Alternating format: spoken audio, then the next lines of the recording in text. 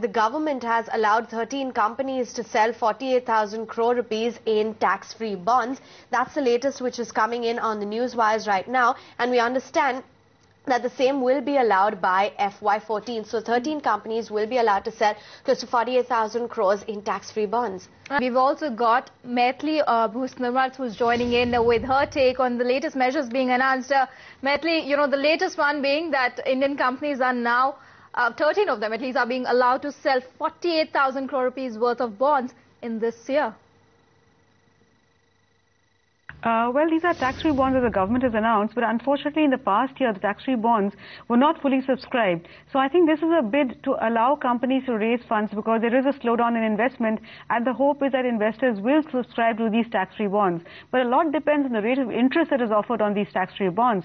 Last year, in the last fiscal, the tax-free bonds allotment were not fully subscribed. So I'm not very sure whether investors will buy it. It all depends on the rate of interest that is offered. So let's see what rate of interest is offered. If it is attractive vis-a-vis bank deposit rates, yes, and if there's a real rate of interest which is positive, people will subscribe is my sense. But otherwise, I'm afraid it will be just another wasted effort.